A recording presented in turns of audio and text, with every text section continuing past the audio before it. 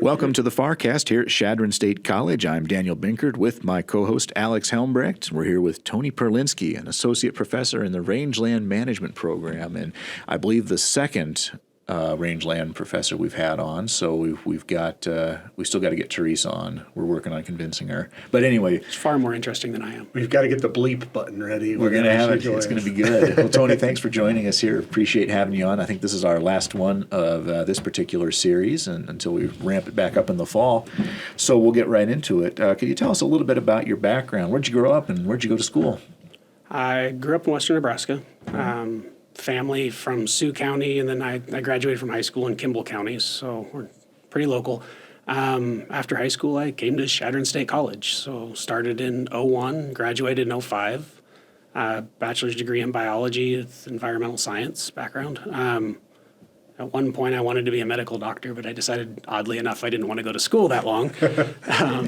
But then towards the end of my career at Chadron, I discovered range. I didn't know you could get a degree in range until like my last semester, and I found soil science as a course that was being taught. And so I signed up and discovered this whole new world of range at the end of my college career at Chadron. So that kind of obligated me to continue my education. And so I went to North Dakota State to study range.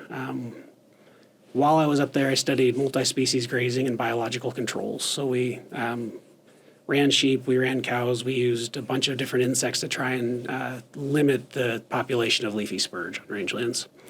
Really fun experiment, taught me how to do research. It did not go any farther than that. It was just kind of a favor from one of my professors at Chadron, Ron Whedon. I don't know if you guys knew Dr. Whedon, but Yeah. His influence was profound on both my current teaching style, unfortunately, for that FCC bleep button. Dr. Whedon had a lot of influence on kind of my view of higher ed, and then as a favor, one of his colleagues picked me up at North Dakota State for a master's degree. Got through that project, and it's kind of there where it clicked that the stuff that happens at Chadron's pretty cool.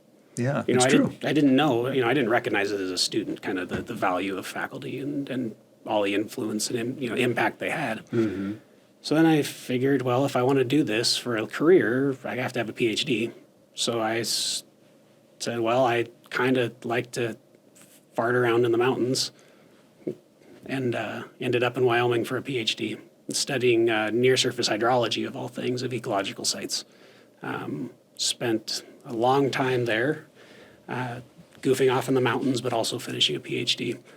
Towards the end of that program, this job opened up, and here I am back again, doing kind of what I wanted to do from the jump. So you're still relatively new to this field. You came into it as a senior in college, and you said that soil science class kind of lit that fire or created that initial spark.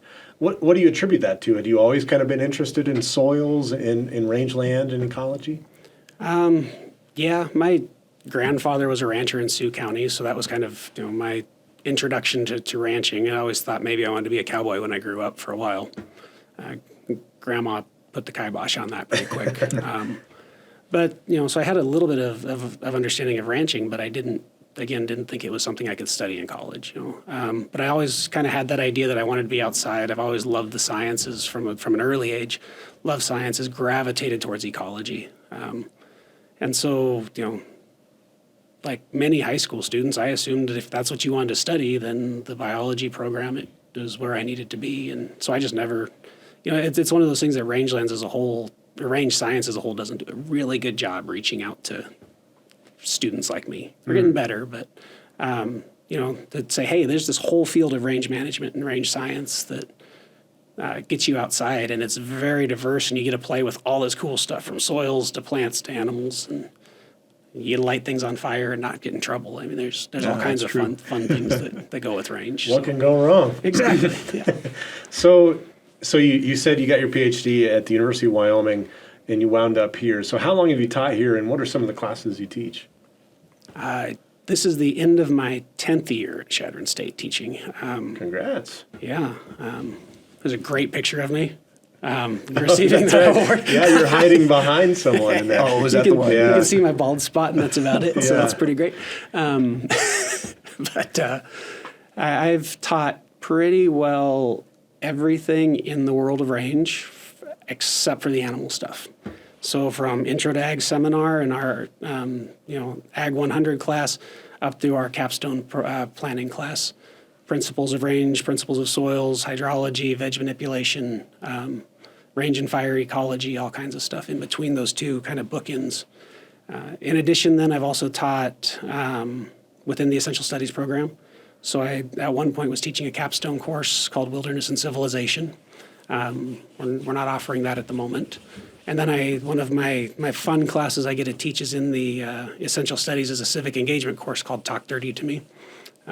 That's fun if for any reason to have our retiring faculty members in range say it and watch them blush. But in that course, in that class we have a crash course in soil science. It's targeted at non-majors who don't have a background in soils and help to gain some appreciation. And then the second half of the semester we go out and we do civic engagement with the CDCs. So the little kids, we do engagement projects with the college. We're getting ready to hopefully get those wrapped up in the next week since the semester's coming to an end. But then playing with soils along the way and seeing, some of the stuff that people, neglect is the wrong word, but maybe you're unaware of. Right. Because there's some really cool stuff that happens in the soil that it's just at a very small microscopic scale. So. And people don't typically see it. Yeah. I think of that importance of that whole ecosystem.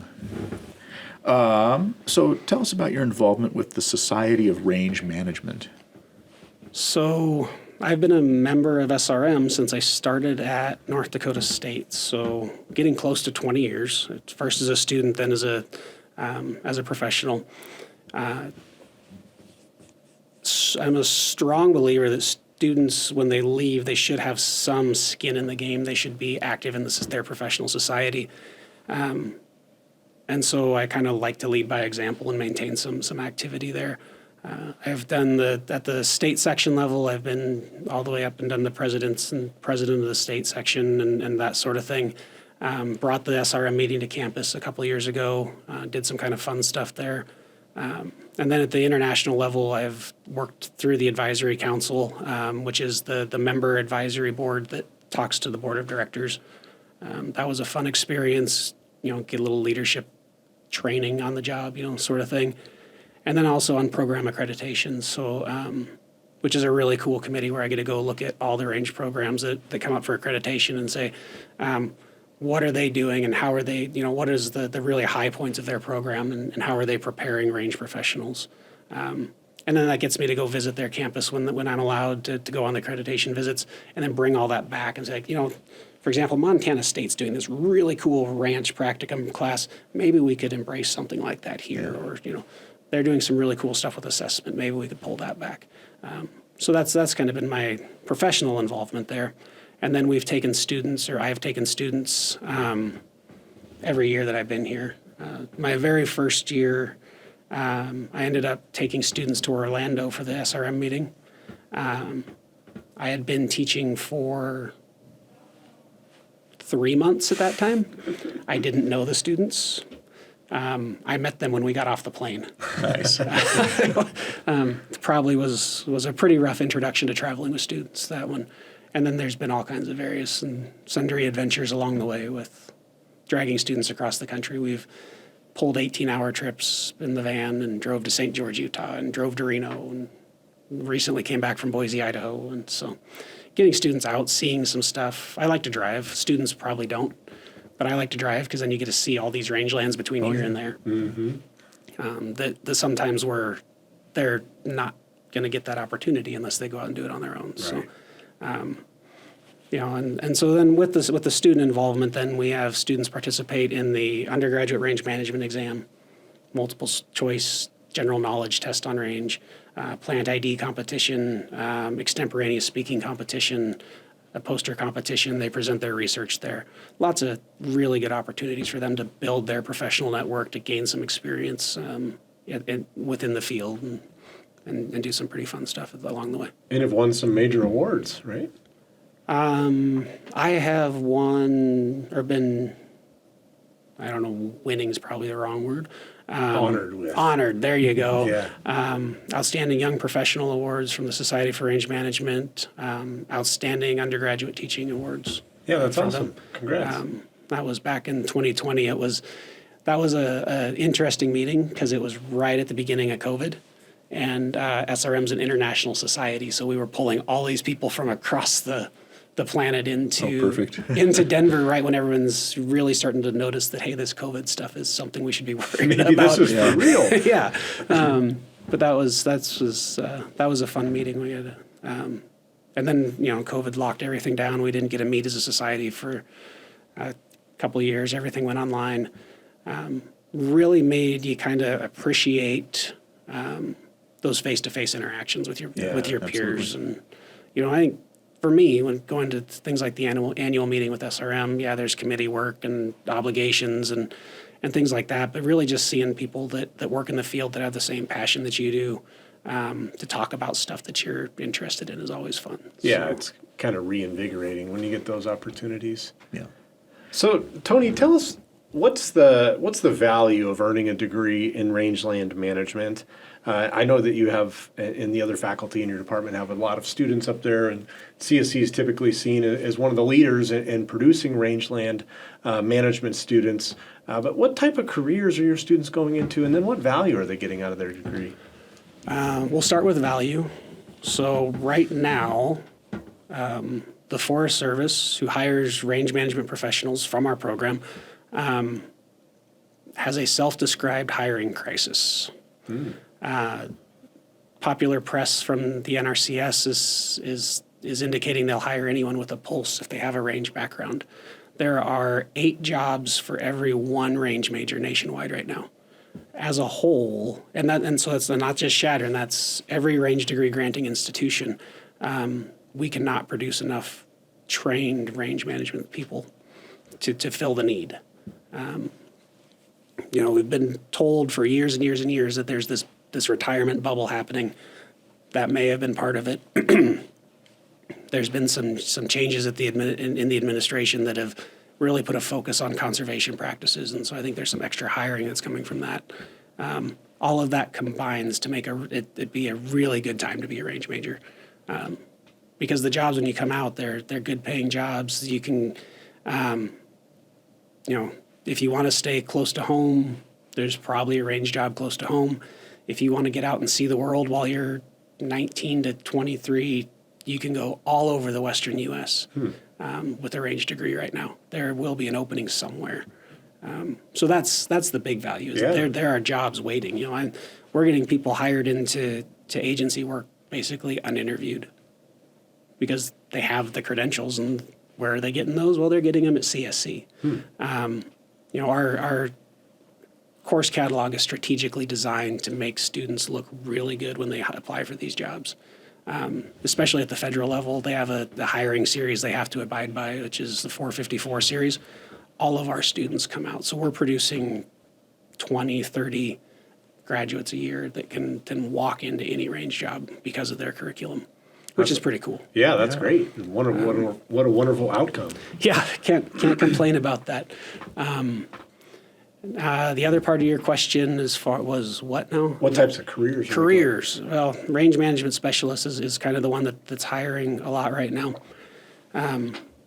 Within our program we have several degree options, so we're a comprehensive major like most of them. We have ecology, rangeland wildlife, rangeland livestock, rangeland equine management, and then a fire option that's a 2+2. But regardless of their option, where students kind of get to pick their area of interest, their passion, if it's, you want to hunt and fish for a living like I may or may not have wanted to do in my younger days, they tend to gravitate towards wildlife. But in those very competitive fields like wildlife management, they have this core of range and a job waiting for them as range technicians, range soils technicians, range management specialists within agency work. And then, if they want to continue to pursue wildlife, there's always jobs with the Nebraska Game and Parks. A lot of that comes down to who you know. So it's really important that we get our students out into the field working with these professionals. And we have a really good placement with summer employment with our students within the Nebraska Game and Parks particularly. Get out, get your foot in the door, so when your resume comes across the desk, they recognize that name. Even simple things like the wildlife students, when they work with deer check stations during deer season, they get to interact with the professionals in the field. From our livestock option, a lot of those are our ranch kids that come from a farm and ranch and really want to go back. There's a whole nother avenue of generational transition and things like that within the ranching sphere. And if those jobs are actually hopefully going to be there for them, but they don't always work out. But that's kind of what they want to do. And we do have the ability to get people hired as just ranch managers. We've had some really successful students that came through the program get hired on as ranch managers. They don't own the property, they don't own the cattle, but they manage the operation, everything from the monitoring to the day-to-day operations. And those students have been, for the ones I keep up with, have turned out and been really happy with what they're doing, even if it's not owning their own place, So Wonderful. Great. So the Rangeland Complex we've got up on the hillside, that's one of our newest buildings on campus, even though it feels like it's been probably almost 10 years now. But how has that new facility, and especially that living lab that goes with it, how has that affected what students are able to do here and how they're able to learn? The facility's been awesome. It took a little bit of time to grow into it and see what we could do. Like the lab space and stuff. We try and be as much hands-on as possible. So, for example, in my soils class, I'd much rather have students outside playing in the soil instead of doing lab work and stuff. So if the weather allows, we're going to be outside. So if we think about the living lab space and Sea Hill proper, students are going to dig holes all over that. They're going to look at those soils. They're going to do different lab experiments outside instead of in the lab. We do similar stuff with my hydrology class. We get out and measure infiltration and things like that in the soils. One of the fun things is with the Natural History Preserve on the west end of campus and Briggs Ponds, we can go look at wetland soils. That's always one of my favorite labs. It's not a real lab where we test things and create hypotheses, but we can go out and just observe hydric soils and look at the influence of that water that's there. Sometimes year-round, sometimes not, and see some really cool stuff down there. We've looked at some other, kind of hands-on stuff on the outside sort of thing. In my vegetation manipulation class, we talk about sprayer calibration and herbicide application. Well, we just happen to have weeds on campus, and we have some really nasty ones that we can go out and students can figure out the herbicide they're going to use. They can create their tank mixes, they can go out, they can safely apply those herbicides and demonstrate knowledge in that way. I've been trying I've been here 10 years, so I've probably been trying for 9.5 to light parts of campus on fire. That's a nice way to put it. We all got a little twitchy remembering 2006, but I imagine there's a good teaching element here. So when I first started, I was teaching habitat inventory, so we were going out and measuring plant attributes and then trying to do statistics to compare plant communities. And my predecessor had been comparing burned and unburned areas, but that from the 2006 fire. But by the time I started 7 years later, we'd lost our treatment effect. Everything had kind of just homogenized a little bit. And so then we had to go out and create some new disturbances. And so far, we have not got to do a lot of the fire stuff. We've done some small burn box stuff, so about the size of this table, pretty mundane. But it still lets students play with drip torches, and I think that's awesome. I mean, if you guys want to come up, I'll show you how to pour fire. I've seen it done back when you had me at fire. Oh yeah, it was back when Chuck Butterfield was here, and I was able to go out and with them on one of those controlled burns. I think it was 20 miles east of town here. Very cool seeing that drip. I hadn't grown up around anything like that, so I go, you can drip fire. Cool. Yeah, I remember you showed me a YouTube video of it one time. Like, wow, that's neat. Yeah, come on up. We have done, since I've been here, we've went out south of town, past the golf course, there's a private landowner let us do some burns out there. So we've burned some stuff off for that with classes. It's a little bit easier outside of town than it is on campus. I suppose that'd be true. for some obvious reasons, but there's some paranoia that comes with fire still, that lingering, fear from 2006, 2012. Nebraska has a pretty strong history of being scared of fire. It's changing. The culture's shifting. It's an amazing thing happens at the Nebraska-Kansas line. In Kansas, they burn everything, and they burn it often. And then Nebraska, we have a year-round burn ban. I haven't figured that one out. I haven't dug into the history of it yet. So is fire good for soil? For the soils, it can do a couple things. I always like to say it's not a magic bullet. So it doesn't make everything instantly better, right? So in the soils, when we burn soil, we're going to kill some microbes. We're going to expose some soils to potential erosion. We're going to volatilize some nitrogen. We're going to send some carbon back to the atmosphere that was in there just because of the heat and the combustion process. But we have to remember our native plants especially, they evolved with a lot of fire, right? We have to take a step back and recognize that the fear of fire is very much a European construct. Native Americans were using fire on this landscape, and they were using it effectively for a long, long time. So that drove an evolution, a coevolution between fire and our plants. They can handle it. So post-fire, we're going to see a flush of growth.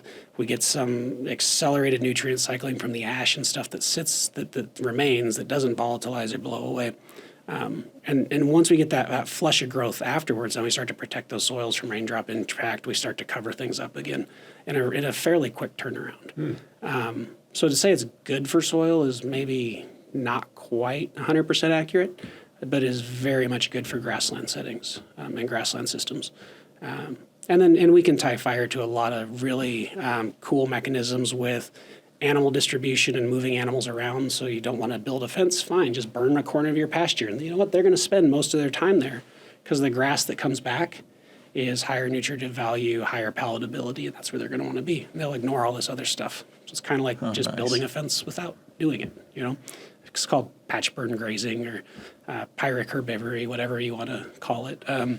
Really cool stuff. Like I said, from my perspective, from a teaching perspective, I just want to get students to have some experience with it.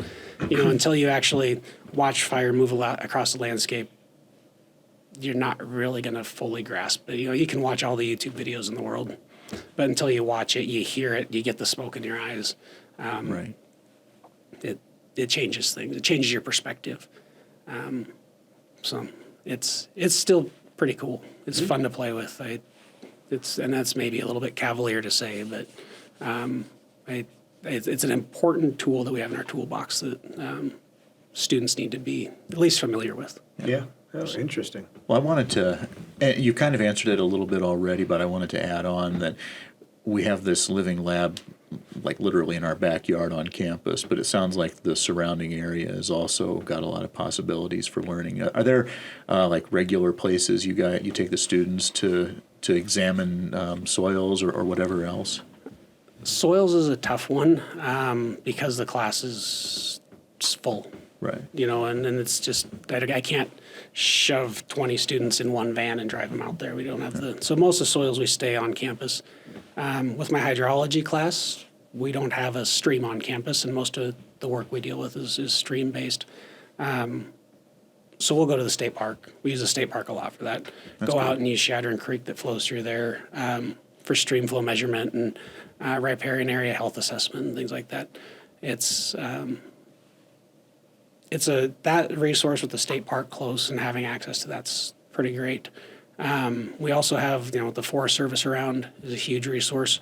We work really well with the Forest Service, one, because they hire a lot of our students, and then two, that they let us go out and use their space for things like rangeland health assessments. Or when we teach the Nebraska range short course every other year, we'll go out there and spend a lot of time on Forest Service property.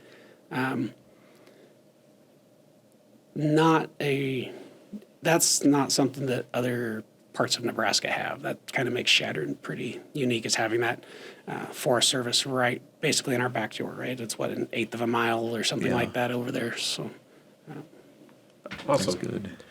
Now, kind of moving away from your academic pursuits and your teaching career, you're also involved on campus as the Faculty Senate President this year. What's that commitment like? And then how important is shared governance to a campus like Chadron State? So the commitment, as a Faculty Senate member, it's a couple hours a week reviewing documents and showing up for the meetings when we have them. Moving into the leadership side of things, a little bit more intense, couple extra meetings. I got a little bit lucky when I stepped into the president's role. I just happened to have a 9 o'clock class, so I missed some 9 o'clock meetings. Made my life a little less chaotic. But really the commitment from both Senate and from leadership in Senate is acting as kind of that intermediary between upper administration and faculty, trying to keep faculty abreast of what's going on at the high levels, keeping the people that are on top aware of the concerns and what's going on with faculty, to making sure that the things that we see in the classroom, the things that we see on campus, works its way up to the people that that make decisions. Because it really is, it's an advising body. It's not a decision-making body. So we can't, rubber stamp something and so be it. It's, this is a problem. We've recognized it as a problem. We've debated it. We know something has to happen. Here's our suggestions for what happens, and then it goes up the chain, and they can decide on ultimately how to make those decisions. And do you meet weekly? Twice a month. Okay. So first and third Tuesday. And then what's the length of your term of office? Is it 1 year, 2 years? I've been on Senate for 3 years. President for one, Okay. Vice president for one. So kind of vice presidency, learn what happens in the leadership role, and then as president, you kind of take over and you get to shape the agenda a little bit to say, these are the things, for example, I teach in essential studies. I have an interest in the essential studies program. Maybe I'm going to push that to the top of my agenda. Or if you have other things that you're passionate about or you recognize as a problem as leadership, you get to kind of set that a little bit. But then also you really have to be willing to listen to the faculty as a whole. Yeah. Some of that comes up through their Senate reps. Some of it comes from random emails in the middle of the night saying, this is a problem, we need to bring this up. And then it gets added to the agenda and sometimes debated repeatedly. Sometimes it's brought to vice president levels and dealt with. But Okay. So are you going to be involved with it next year? I'm going to say, Putting him on the spot. Yeah. So we have some challenges in the range programs. So as a whole, the academic structure of campus is rearranged, right? We went through the reorg. We now have 18 departments. Before, the structure of Senate was based on schools. And so each school had a certain number of reps.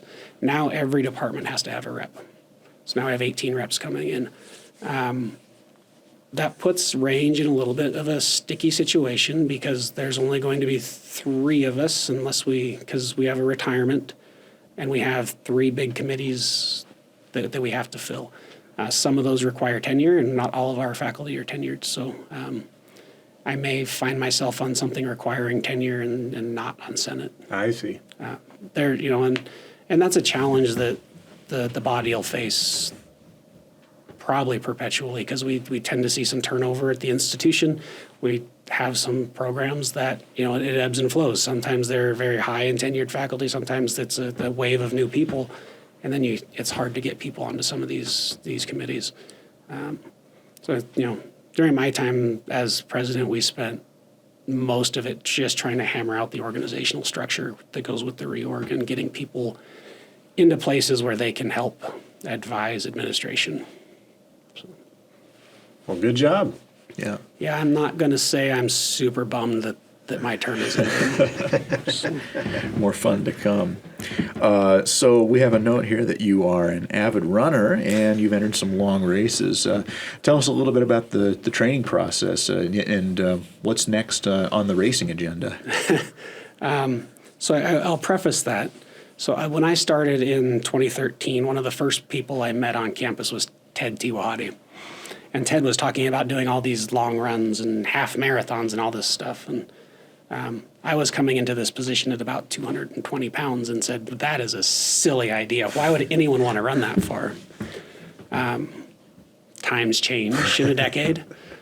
Picked up running, maybe it was a COVID thing. I don't really know what spurred it. But started jogging. Might have been the dog too. She needed exercised. That's a good excuse. Yeah. But Get you out there. distances just kept getting a little bit farther and a little bit farther. So last year I ran at least one marathon a month outside of 2 months. I missed 2 months because of injury. Last June I ran the Black Hills 50-mile race, and that's what hobbled me up in July, so I didn't get my marathon done in July. But I figure the 50 should count for That should count for two, yeah. Yeah, I and think then that's good. I ran 30 miles like a week and a half before the 50 anyways. So that I'll count June as 3. And Oh, yeah, I think so. One of my favorites is just to get on the Cowboy Trail and go to Rushville. That's a pretty good run. A few fences in the way, but Yeah. And what's that, like 40 miles? 30. 30? Okay. So that's a good one. I'd make bad. it maybe 3. I could pace you on my bike. Yeah, it's, But you got to go before with fire to get some of those weeds out of there so I don't Yeah. have a popped tire. Yeah. maybe we need to get a little bit of bridge repair too. So we'll see. So I did the 50 with the kind of the motivation just to see if I could do it and see if I can do hard things. I'm 40 years old. Let's try a new challenge in life, right? But I got done with it, and it took a little bit of reflection. But as I did that, it kind of, that really wasn't that hard. I actually generally believe almost anyone can run 50 miles. It's, maybe not today. It might take a few weeks to get you stretched out a little bit. But, that distance I think was fairly manageable. And so since I came to that conclusion, I sat around and I thought about it, did some Googling and looking at the race structure and stuff, and realized that if you run the 50 with the Black Hills and then you run the 3 other race distances, you get this really cool black buffalo skull that I've decided I must have in my office. Sounds like a must-have, really. It is. Yeah. It's an obligation at this point. And so to do that means I have to get the 100 done. So I'm signed up for the Black Hills 100 in June. So that'll be a test. 100 miles. How long do you get to finish? 36 hours is the total. Okay. I'm shooting for 24. I want to get it done in a day. So You get out the pen and paper, figure out what the pace would be for that. about 12-minute miles, average 12-minute miles. And it's not so going bad. through the Black Hills? Yeah. Run from Sturgis to Silver City and then turn around and do it all over again. Well, what's the elevation for that? The total elevation gain is 16,000 feet. Yeah, that's a fair amount. Yeah. Yeah, it's, but Well, how do you train for something like that? It's not like you can run to Alliance and back. One step I at a suppose you can. time. Yeah, good point. there's a little bit of a law of diminishing returns after 30 miles. So, through the training and the lead up to this, I'll have a couple 30-mile runs, but I won't, practice out to 75 and just to see, Yeah. because it takes so much time for the body to recover after that much pounding. At least for me. Others, I'm sure, wouldn't even bother them. But so I'll ramp up my miles. I went through about a 12-week block after Christmas, really focusing on getting my feet to move a little bit faster. Can't say speed or even fast, just fast for me. Wrapped that up a couple weeks ago. I'm into a 12-week block that'll end with the Black Hills 100. Ramp up. I'm at about, today was 10 miles. Yesterday was 9. So ramp up through from about a 50-mile week into 110-mile week and then taper down to race day. It's really meditative at this point. Get out and run. I yeah. mean, if I'm not running, I'm chasing children or doing my job. And so that's really the value in it for me is it's 3, sometimes 4 hours to process stuff. Yeah, So yeah. I can see that being helpful. Think about all the gotcha questions that'll show up on a podcast and things like that. Well, yeah, Yeah, because we've had so many of those. My question is there a normal set of audio going through your headphones? Podcast, music, audiobook, or just listening to your feet in nature? Just my feet. I don't run with music. Okay. I tried that for a while. And I tripped and fell a few times, so I figured it was probably I got you. Okay. It had nothing to do with that, but I blamed it on there. So you go full Zen. Yeah, this is. Yeah, good for you. It's fun. I mean, obviously, it's fun for me, or I wouldn't do it. Yeah. I do I like to tell people I'm a professional athlete because I did get paid for a race. So Perfect. That counts. Yeah. So it's my second career. I didn't claim it on my taxes, so hopefully the IRS isn't watching. So I don't think they are. I think you're my okay. sister's an IRS agent, so she might. Well, Percolate out. Yeah. familiarity Careful. breeds contempt. So watch out. Yeah. She'll probably turn me in for not paying taxes on my race winnings. Well, you have to let us know how you do in June if you're not in prison for tax evasion. Yeah, that'll be a fun one. I'm probably overconfident at this point because I haven't been hurt for a while. So I'll probably set myself up for injury. The curse of the FARcast. Yes, yeah, yeah. I don't know if we've ever had a 100-mile competitor on here, so I think you might be the first. We'll find out. Yeah, keep us informed. We'll see. But if you break a leg, don't come looking for us. Yeah. Get my entry fee paid back. So. Maybe it's a good thing he's not listening to the FARcast while he's out working. Yeah, make him run too fast. So, well, Tony, we're at that point in the day where we have some quick hitting questions. So the first thing comes to the top of your mind. Do you have a favorite book or author? I really enjoy Doug Peacock as an author. He has a couple books, Grizzly Years, Walking It Off, Vietnam vet. So he's dealing with PTSD before we knew PTSD was a thing. And then his last book, Was It Worth It, was a really good read. Okay. So, nice. Well, I like how our next question is not, do you have tattoos, but just how many tattoos do you have? I've lost count. It's healing up from the last round, and so it's a fair amount. A fair amount. So are we talking about building toward one massive design or a bunch of individual items? One fairly massive design. I start with at my wrist with the violet flower my daughter's name is Violet. That started it all, and then I got a whole bunch of range plants going up my forearm, and then my son's name is River, so I now have a river that wraps around my arm out of some hills and things like that. And then I have about one more session to completely paint my left arm, and then we'll see. And that's where you put the minimalist design of me and Daniel's face on your arm, right? Well, so, my wife was giving me a little grief the other day because I have one for my daughter and one for my son, but she doesn't really fall within there. Yeah. I'm not going to curse the marriage with a name or anything, but, I thought, we'll see if we can put like a happy little squirrel, a Bob Ross squirrel in there or something. There you go. Got to keep Paula happy. Yes. Well, I suppose it's better that it's natural stuff like that, connection to the family instead of like a great red dragon or something. So good stuff. Yeah, that'll come later across the whole backside. Yeah, the back. Tony, how many states have you been to? I have no idea. Most of the 17 western states. Okay. I think I can cross all of those off my list. Add Hawaii in there, so we'll say 18. Throw in a little bit in the south and in the east, so say a round number of 20. It's probably about right without having to count. That's a good number. Yeah. Kind of forgot Kansas in there, so maybe 21. You're there because they like fire. Yeah. I was there because Texas and it was on the other side, and I had to get there. So. Same with Oklahoma. So. That's probably Fly a normal over thing things. for Kansas. Let's see. What was the best advice that you received as a college student? Or was it something from Ron Whedon, and were there 4-letter words involved? There were, Dr. Whedon. So when I started, and I think most freshmen still have a welcome seminar sort of thing, tips and tricks thing. Maybe they still do that. Maybe they don't.